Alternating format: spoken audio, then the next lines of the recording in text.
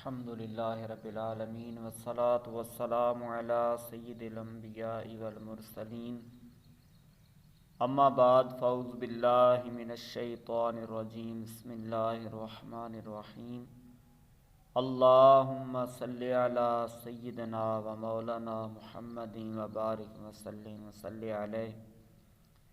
محترم ناظرین کرام، رمضان المبارک کا پاک مہینہ اپنی رحمتیں لٹا رہا ہے اور اس مہینے کے آخری عشرے میں اعتکاف کیا جاتا ہے، تو تھوڑی سی توجہ آپ کی درکار ہے۔ توجہ کے ساتھ خود بھی سنیں اور ان باتوں کو آگے شیئر بھی کریں کہ عوام میں پایا جاتا ہے کہ محلے میں جو مسجد ہوتی ہے تو اس میں ضرور کوئی نہ کوئی بندہ اعتکاف ضرور کرے۔ کہتے ہیں کہ جی محلے پہ بڑا بھار ہوتا ہے اگر کوئی بندہ اعتکاف نہ کرے۔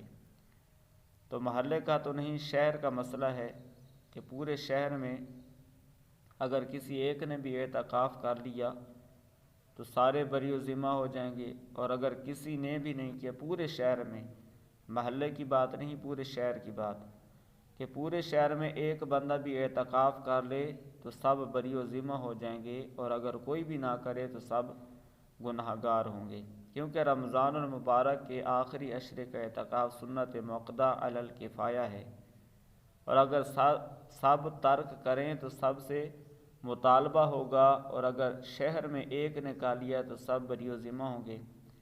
اس اعتکاف پر یہ بھی ضروری ہے کہ رمضان المبارک کی 20ویں تاریخ کو غروب آفتاب سے پہلے مسجد کے اندر بنیت اعتکاف موجود ہوں، اور 29ویں ان کے 30 کے چاند کے بعد یا 30 کے غروب آفتاب کے بعد مسجد سے نکلے۔ اگر 20 رمضان المبارک کو غروب آفتاب کے بعد مسجد میں داخل ہوئے تو اعتکاف کی سنت موقدہ ادا نہ ہوئی۔ آئیے سنتے ہیں کہ اعتکاف میں نیت کیسے کی جاتی ہے۔